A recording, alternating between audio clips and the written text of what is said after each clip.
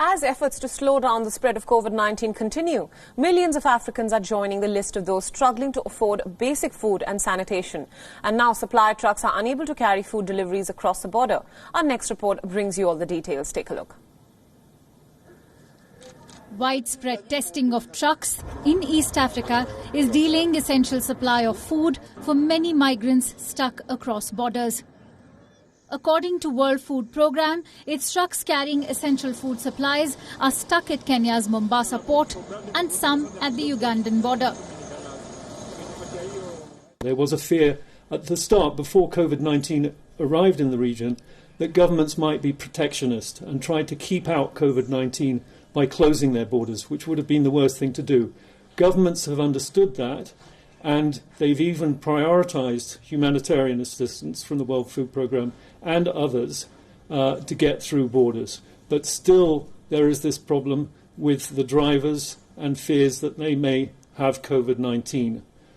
So governments are trying to fix this problem, but it's quite a complex one. Uganda government stepped up efforts after several truckers tested positive for coronavirus, thereby imposing strict restriction on their movement across the border. Most truckers are now jobless and the economic impact is inevitable. There was a fear that the economic repercussions, the socio-economic repercussions of closing borders, of not allowing people to move around, would cause more deaths than COVID-19 in the region itself. So the economic impact will be huge. Already we've seen millions of people in the urban slums in Nairobi alone losing their job. The World Food Programme says border paralysis has done more harm than good. Governments need to find a solution to this crisis. It needs to be a comprehensive approach, and drivers' concerns need to be taken into account. And I think governments will work away at this one and make it smoother. As COVID-19 cases spike in Africa, there's likely to be a huge impact on the already fragile food security situation in the region.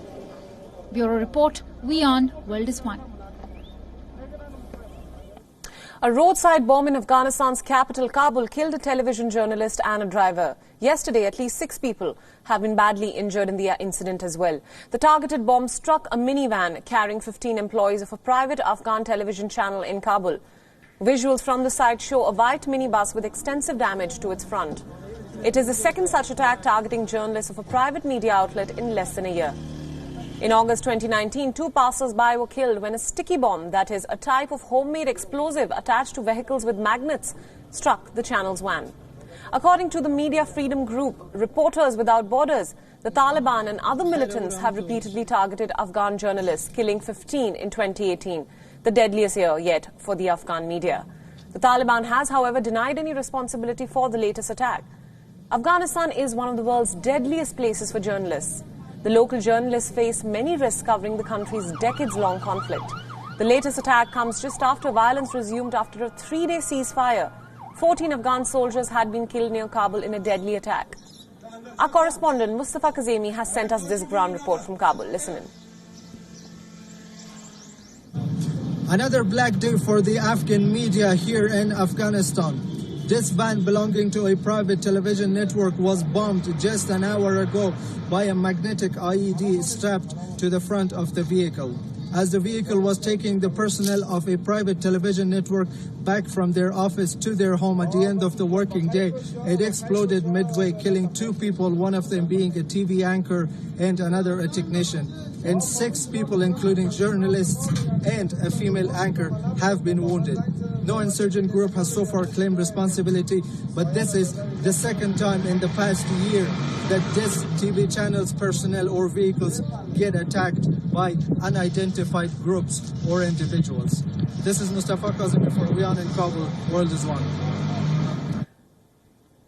Hollywood's former movie mogul Harvey Weinstein, who is currently serving a 23-year-long prison term on rape and sexual assault charges, has now been hit with 4 additional rape charges. 4 unnamed women filed a lawsuit in New York against convicted rapist Harvey Weinstein this week, alleging sexual assault dating from the year 1984 to 2013. According to the reports, one of the 4 women who alleged rape on Weinstein was just 17 years old at the time of the crime. The woman, who is now 43 years old, alleges that Weinstein raped her in a hotel room in 1994 during what she thought would be a meeting about helping her break into the entertainment business. Meanwhile, the lawsuit also names as defendants Weinstein's brother, Robert Weinstein, and their company Miramax and Disney, which owned Miramax at the time.